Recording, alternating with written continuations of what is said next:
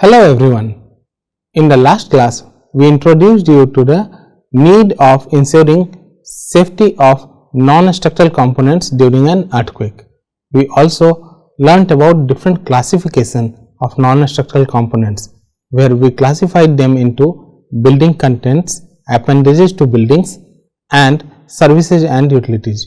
We also classified them into acceleration sensitive, deformation sensitive, and acceleration cum deformation sensitive AEUs or architectural elements and utilities. Today in this class we will discuss about behavior of these non-structural components or architectural elements and utilities. So, let us look into the behavior of acceleration sensitive AEUs first. These are also known as force sensitive AEUs, and these are stiff and massive AEUs and generate inertial forces. They have a tendency to slide and or topple at the level of their base during ground shaking. So, they can stay as is, as shown in this case during ground shaking. They can start rocking in the current position as this, then they can slide but no rocking. This is usually true when you have a very large base dimension and the shaking is moderate. So, if the base dimension is large compared to the height, then there shall be no rocking, and if the moderate shaking is there, then there will be only sliding. But if it is a large shaking, then in that case there can be sliding as well as rocking, and if there is a severe shaking, then it can also lead to topple as shown over here. So, all these five effects are visualized over here. The figure has been obtained from book from Gujarat State Disaster Management Authority GSDMA. The book is titled Introduction to Earthquake Protection of Non-Structural Elements in Buildings. I have taken a number of figures for this presentation from this very book, and I also suggest that you take your time and have a look into this book. This book contains a lot of detail about behavior and seismic protection of non-structural components. It gives a holistic approach as well as a detailed approach as well. Now, let us further look into the acceleration sensitive AEUs or AAEUs. These are subject to floor acceleration. What does it mean? For a given building, if you have ground acceleration over here, the ground shaking, this will be transmitted as floor acceleration to the floor where your NSC or the non-structural element is mounted. Now, this non-structural element will be subjected to the floor acceleration of this very floor. This floor acceleration will be different from the ground acceleration and will depend on the dynamics of the building, and the acceleration of this non-structural component will depend on the floor acceleration, and again it will depend on the dynamics of the non-structural component itself. So, this is the process. How do you obtain the NSC acceleration? Now, by now you would be sure that we need to determine floor acceleration values. So, if you have the same acceleration sensitive AEU placed at different floors, the effect can be different. For example, at higher floors there can be higher risk of toppling because your floor acceleration is usually higher. Again, for some floors the floor acceleration may be higher, and in that case again there can be some toppling or rocking of the non-structural element.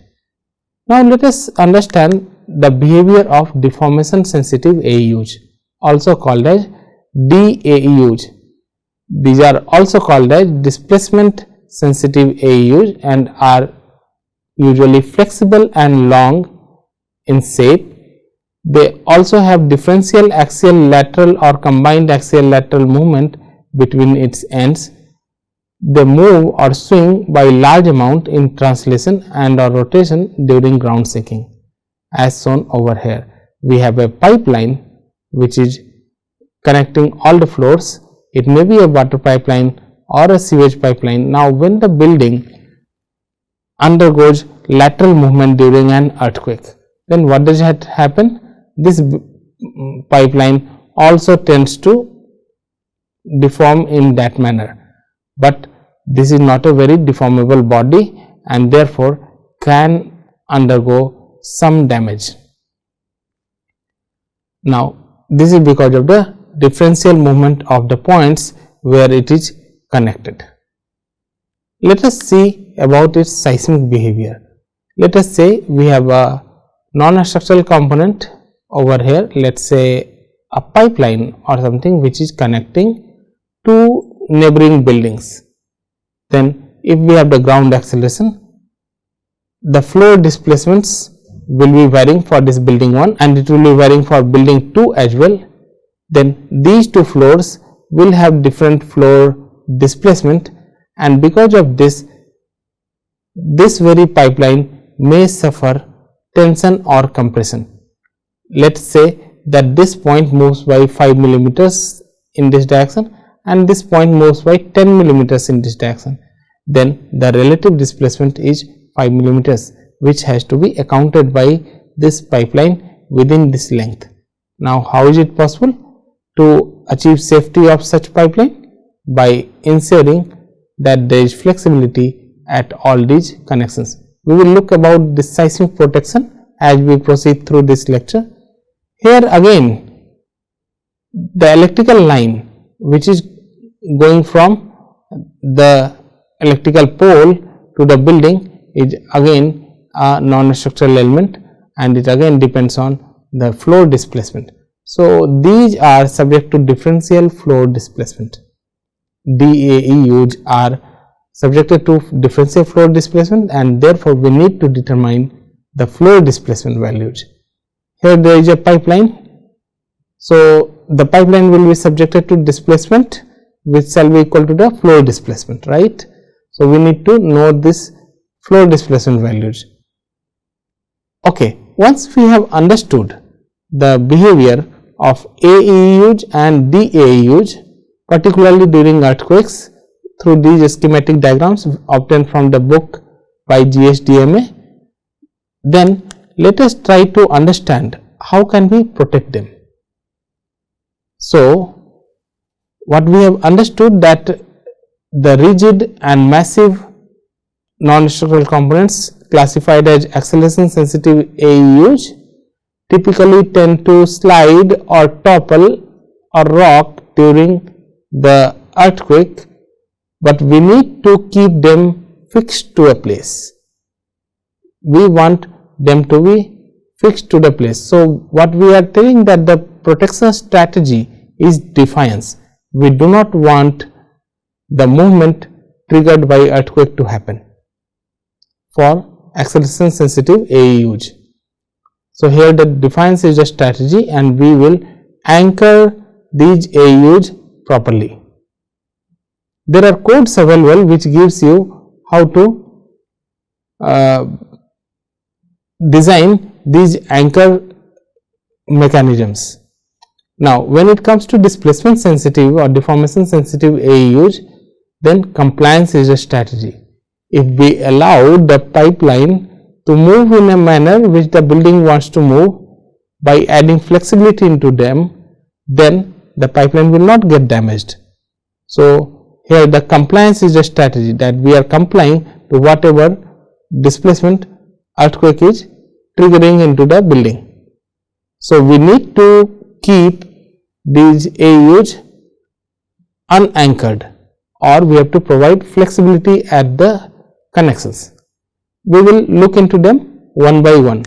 So, let us look into protection of acceleration sensitive AEUs, which we understood that we need to anchor them properly, that is the defiance is the strategy, we need to anchor them properly. Where will you anchor them? You will either anchor them to the horizontal structural element, which is the slab, or vertical structural element, which is column, or both structural element. How will it look like? For example, here this very almirah, which is acceleration sensitive AU, is connected to the horizontal structural element or the slab. Here it is connected to the wall. Here again it is connected to both floor and wall. And through these connections, the loads will get transferred to the structural element, and the load parts will be very similar to what we understand in our structural mechanics. You can also see the details of anchor as shown over here. So, it is a L clamp which you can place and connect the non-structural component with the structural component of the building. Now, let us look into the protection of deformation sensitive AEUs. We need to induce flexibility to avoid stresses and failure. Let us say there is a pipeline which connects 2 points on the either side of the construction joint in the building. So, we have a construction joint over here, and during an earthquake, these 2 portions of the building will behave as different buildings, and this may induce a need to have change in the length of these 2 points where the pipe is connected. So, we will use a pipe with flexible portion over here as shown in this diagram. In case of a sewage line, if we are able to have a slot in the floor slab which is increasing in dimension as we go up, then in this case the sewage pipeline is able to deform as it can during the earthquake. So, which means that in this case the pipeline remains undeformed though the building is able to deform. So, this ensures safety of this sewage pipeline. We have not anchored it to any floor slab. Instead, we have made slots in floor slabs to allow free movement of sewage pipe within it. Then, for example, if we have from the gas stock to the building, we have a gas pipeline, then if we give sufficient slack, then it will not snap during earthquake shaking. An electric cable coming from the pole to the building, we will have to provide sufficient slack so that it does not snap during ground shaking. We have the water pipeline, we can have flexible pipe to prevent fracture of pipe during shaking. Then water mains, sewage pipelines, we have already seen that if we do not restrict them, that is, if we do not anchor them, then they can be safe during an earthquake. Now, some of the non-structural components also affect our structural components. Interaction can be possible. This is typical in case of large or heavy non-structural components. In that case, you need to model and analyze a hybrid system. That is, you need to numerically model a building which has structural as well as non-structural components. When can it be possible? Typically in a parapet wall, in an infill wall. These are non-structural components, but they affect our structural components. So, such systems we will classify as structural secondary system. So, they are not purely non-structural component, instead they are a structural secondary system. Those systems which do not affect the behavior or response of the building of the structure, then they are classified as non-structural secondary system. So, in a structural secondary system, the interaction is considered as the non-structural element modifies the structural behavior of the building on which it is mounted, and this can affect safety of the building on which it is mounted. The example can be a stairways, structural partitions, suspended ceilings, piping systems and ducts, etc. At the same time, the non-structural secondary systems such as computers, panels, storage tanks, etc., may not influence the dynamics of the structure as much as possible as these structural secondary systems do. Therefore, these systems should be modeled along with the building structural components and analyzed as a hybrid system. Now, there are some advantages that we engineers have taken out of this. For example, if you look at a case study of type A101, you will find that they have a tuned mass damper, which is a big mass installed in the building, which changes the dynamics of the building such that the building becomes highly earthquake resilient. We will look about all those in little more detail in the upcoming week. Now, let us look into various methods for protecting these AEUs. We have classified these methods into three different types: non-engineered method, pre-engineered method and engineered method. The non-engineered method is used when it is not possible to hold each AEU individually, such as furniture or wall hangings. You cannot hold all these AEUs individually. So, the owner of the building along with the architect shall preempt and implement simple ways to protect the AEUs. Now, this does not require any calculation or any measurements, etc. This includes preempting and implementing simple ways to protect the AEUs.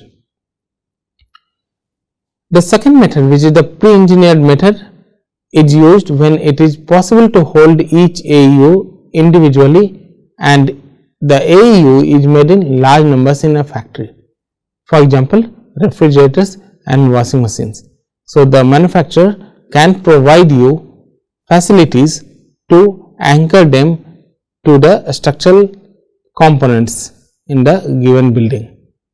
In this case, the manufacturer along with architect and the structural engineer shall pre-design the connections and provide the required fittings along with the AEU for different earthquake zone. The third method, which is engineered method, is used when an AEU is assembled using multiple individual AEUs at the site. For example, elevators. There are plumbing lines, you have multiple pipes and connectors and so on, you have electrical lines, you have firefighting lines. A lot of AEUs are actually assembled to form these AEUs. So, in this case, the architect and the structural engineer shall design the required fittings along with the AEU. So, here you need to do exact calculations and you have to find out a technical solution. Now, for seismic analysis of these AEUs, let us understand it one by one for AEU, DAEUs and ADAEUs. For acceleration sensitive AEUs, we shall be using either of the three methods. If we are using non-engineered or pre-engineered protection, then in that case no structural analysis is required. If we are using engineered protection, then in that case we need to estimate the design lateral force on the non-structural components using nonlinear analysis. The minimum value is given in the relevant clause of the code. For displacement sensitive AEUs, that is DAEUs, we shall determine design relative movements at the ends of DAEUs based on structure analysis of the building. So, if we do the structure analysis of the building, we know what is the displacement at this point and what is the displacement at this point. So, based on these two displacements, we know what shall be the deformation in DAEUs and whether it will be safe or not during that given earthquake hazard. So, there is no separate structure analysis which is required. So, in the same structure analysis we know that response at various points, we shall be able to tell whether this is safe for displacement sensitive AEU at hand or not. When it comes to ADAEU, that is acceleration cum displacement sensitive AEUs, then we have to consider both the seismic analysis which are presented in this very slide.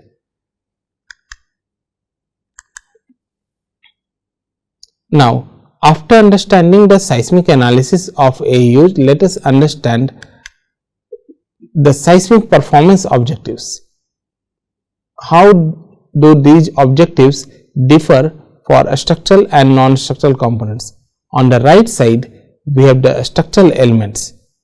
We are familiar with these performance objectives: IO, LS and CP. IO stands for immediate occupancy, LS stands for life safety and CP stands for collapse prevention. So, immediate occupancy means the building is immediately available for occupancy, it is safe to be occupied. Life safety means that there should be no casualty in the building. For collapse prevention, this ensures that the life safety is ensured in most of the cases and the building just keeps standing. It is about to collapse, but the collapse should be prevented. Now, for critical and lifeline buildings, for severe earthquake shaking as well, we can have a target of reaching immediate occupancy, because we need these critical and lifeline buildings such as hospitals and other shelter homes after the earthquake. So, we want them to be operational in the aftermath of the disaster. So, even in the case of severe ground shaking, we want them to be available for immediate occupancy.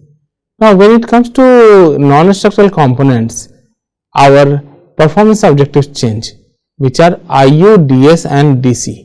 IU is immediate usage, DS is dysfunctional state and DC is damage or collapse. So, for the non-structural component, IU means that the component can be immediately used. So, there is no loss in functionality. DS is dysfunctional state, that is the non-structural component has become dysfunctional, but it shall be repaired and brought back to use. We have another performance objective called DC, which is damage or collapse. So, in the non-structural component, we can allow collapse or damage to the equipment or other architectural feature which is being classified as non-structural component. In case of a structural component, we cannot allow collapse to happen. Here we can allow collapse to happen. But in case of critical and lifeline building, we still want all the non-structural components to be of immediate use even in case of severe ground shaking, as you can see over here. Now, having understood various seismic performance objectives and their differences among structural and non-structural components, let us now understand the seismic protection cycle of non-structural components. For any non-structural element, here we have used NSE, which is non-structural element. We shall design it based on mechanics and code provisions, and after designing it, we will see or observe earthquake performance. If the earthquake performance is good, then we will ask a question: can we reduce the cost of securing NSEs?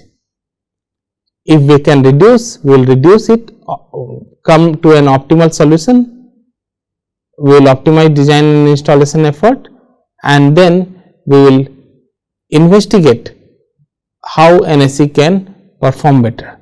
Then we will have analytical and experimental verification and we will complete it. If the earthquake performance is found to be poor, then in that case we shall find out the error in design and installation, and if there is an error, we will improve the design and installation and assess the earthquake performance again.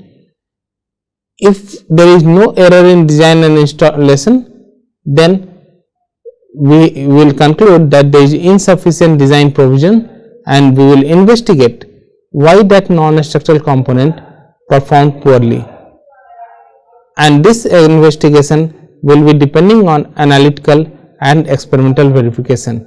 Upon all these analytical and experimental verification, we shall declare that the non-structural component is safe and it will be functional in the aftermath of a disaster. Thank you.